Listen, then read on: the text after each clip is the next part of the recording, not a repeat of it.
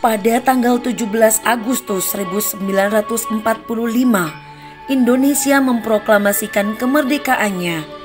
Tetapi sekutu tidak menerima hal ini. Di Surabaya, rakyat melakukan perlawanan besar yang dikenal sebagai Pertempuran 10 November. Pada tanggal 15 September 1945, Belanda datang ke Indonesia di bawah bendera Nika, mengatasnamakan pasukan AFNE, Allied Forces for Netherlands East Indies, dan mendarat di Tanjung Priok. Mereka bertujuan melucuti tentara dan senjata Jepang. Pada tanggal 31 Agustus 1945, Presiden Soekarno mengeluarkan maklumat agar bendera merah putih dikibarkan di seluruh Indonesia mulai 1 September 1945. Gerakan pengibaran bendera ini meluas di seluruh kota. Namun, di sebuah hotel yang menjadi markas tentara Belanda, bendera Belanda dikibarkan, memancing kemarahan rakyat Surabaya. Pada akhirnya, pada tanggal 10 November 1945, terjadilah pertempuran 10 November. Pukul 21.00 malam tanggal 19 September, sekelompok Belanda di bawah pimpinan Mr. Plugman secara diam-diam mengibarkan bendera kebangsaan Belanda. Keesokan harinya terjadi sebuah aksi heroik menuntut diturunkannya bendera merah putih biru tersebut. Kurang ajar, mereka tidak tahu diri. Kita ini bangsa merdeka. Ayo kita turunkan bendera busuk itu. Turunkan bendera Belanda. Turunkan bendera Belanda. Tiba-tiba datanglah rombongan Sudirman beserta Sidik menenangkan suasana dengan mencoba berunding di dalam Hotel Yamato. Turunkan bendera Belanda. Turunkan bendera Belanda. Tenang, tenang. Saya akan mencoba bicara dengan mereka. Setelah suasana menjadi tenang, rombongan Sudirman pun masuk ke dalam hotel. Sudirman dan Plugman duduk berunding. Sidik dan Kusnowibowo mengawal dari dekat. Sudirman, how are you? Silakan duduk. Mau apa yuk jarang kesini? Kami minta agar kalian menurunkan bendera kalian itu sekarang juga. Hahaha, apa you berani memerintah saya? Presiden Soekarno telah memerintahkan agar bendera merah putih dikibarkan di seluruh wilayah Republik Indonesia. Tidak bisa.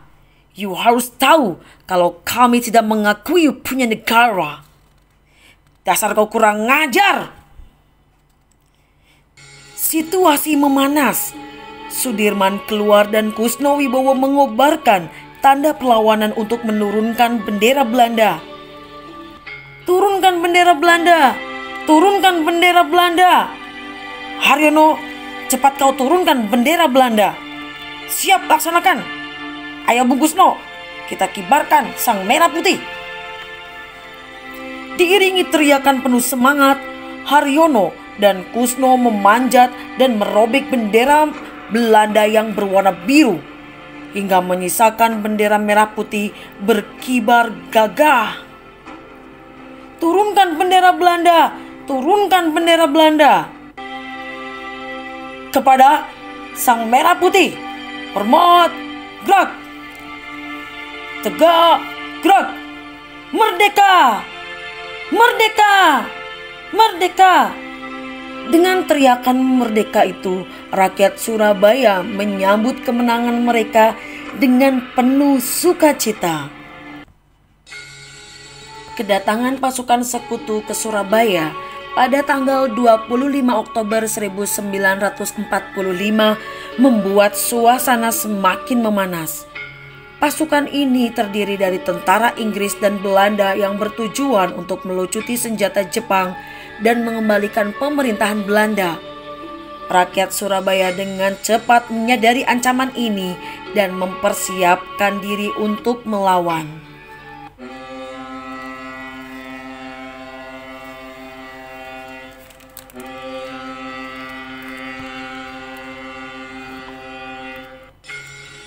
Pada 26 Oktober 1945, perundingan antara pihak sekutu dan pemimpin Indonesia dilangsungkan di kantor Gubernur Surabaya.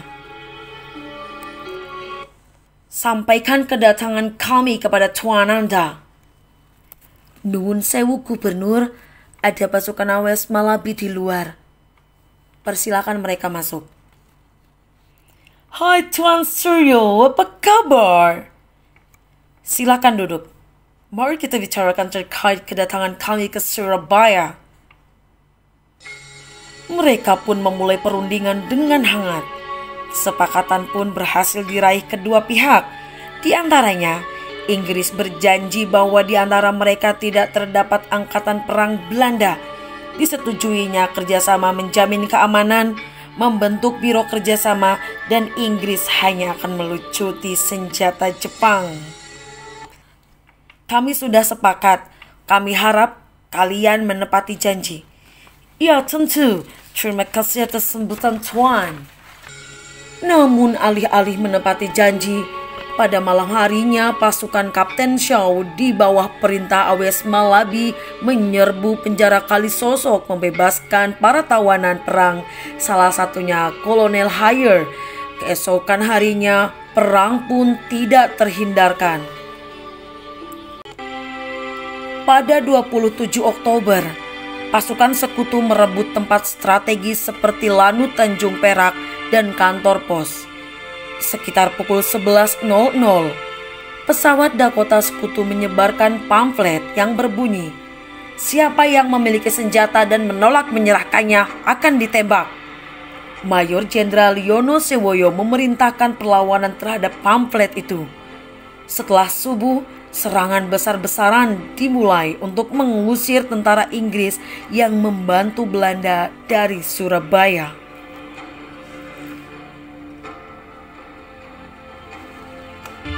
Orang-orang yang memiliki senjata dan menolak menyerahkannya kepada pasukan sekutu akan ditembak. Menyadari tekanan dari area-area Surabaya, AWS Malabi menghubungi Presiden Soekarno guna meredakan situasi. Pada tanggal 30 Oktober pukul 11.30, rombongan dari Jakarta tiba dan melaksanakan perundingan dengan Inggris yang terdiri dari Soekarno, Muhammad Hatta, dan Amir Syarifuddin. Oh Tuhan, akhirnya Yang Mulia datang juga. Baiklah, mari kita segera mulai perundingan. Kami datang dengan itikat baik untuk mencari solusi damai. Harap kami dapat mencapai kesepakatan yang adil bagi kedua belah pihak. Kami juga mengharapkan perundingan ini dapat meredakan ketegangan dan mengembalikan ketertiban. Tuntutan kami jelas. Selebaran pamflet yang kalian sebar itu tidak sah dan harus ditarik. Selain itu, kami ingin diadakan gencatan senjata. Kami akan mempertimbangkan putusan itu. Namun kami juga perlu jaminan bahwa pihak kalian akan menghormati kesepakatan ini. Tentu, kami akan memastikan semua pihak di Surabaya mematuhi kesepakatan ini. Namun, juga berharap kalian memegang teguh janji kalian. Perundingan berjalan alot, tapi akhirnya mereka sepakat. Pamflet tidak sah dan diadakan gencatan senjata. Seluruh peserta berjabat tangan dan rombongan Soekarno kembali ke Jakarta. Namun, pada tanggal 30 Oktober 1945, ketika AWS Malabi sedang dalam perjalanan menuju markas, mobilnya disergap oleh sekelompok pemuda Indonesia yang marah. Terjadi baku tembak dan AWS Malabi tewas dalam insiden tersebut. Kematian AWS Malabi memicu kemarahan sekutu dan mereka segera melancarkan serangan besar-besaran terhadap Surabaya tanggal 10 November 1945. Saudara-saudara, kita tidak bisa mundur. Mereka telah menyerang tanah air kita, membunuh saudara-saudara kita, Kita harus melawan sampai titik darah penghabisan. Merdeka atau mati! Merdeka atau mati! Merdeka atau mati! Bung Tomo, kita harus mempertahankan posisi kita di Tugu Pahlawan. Gubernur Suryo, pastikan pasukan kita di sebelah timur tidak terisolasi. Haryono, Kusno, kalian pimpin serangan di sisi barat. Siap, Jenderal. Akan kami lakukan, Jenderal. Siap, laksanakan. Pertempuran berlangsung sengit. Ledakan dan tembakan terdengar di seluruh penjuru kota.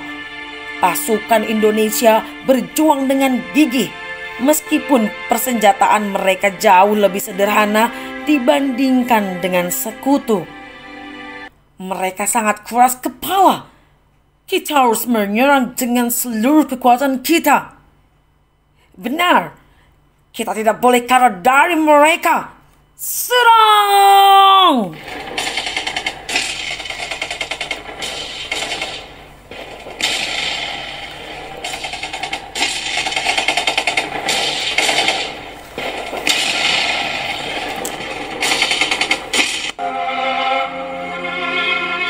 Selama berlangsung pertempuran dalam 3 minggu, dan meskipun pasukan Indonesia akhirnya terpaksa mundur, semangat juang mereka membara.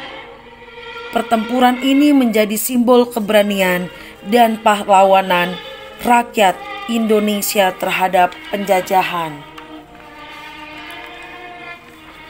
Setelah pertempuran usai, kota Surabaya hancur lebur, namun semangat perjuangan rakyat tidak padam. Pertempuran 10 November menjadi tonggak sejarah perjuangan kemerdekaan Indonesia. Saudara-saudara, meskipun kita telah kehilangan banyak, perjuangan kita belum berakhir. Kita akan terus berjuang sampai Indonesia benar-benar merdeka. Semangat 10 November akan selalu membara di hati kita. Benar, kita tidak akan menyerah. Kita akan terus berjuang untuk kemerdekaan tanah air kita. Merdeka! Merdeka! Merdeka! Demikianlah kisah heroik pertempuran 10 November 1945 di Surabaya. Pertempuran ini menunjukkan bahwa kemerdekaan bukanlah hadiah, melainkan hasil dari perjuangan dan pengorbanan tanpa henti.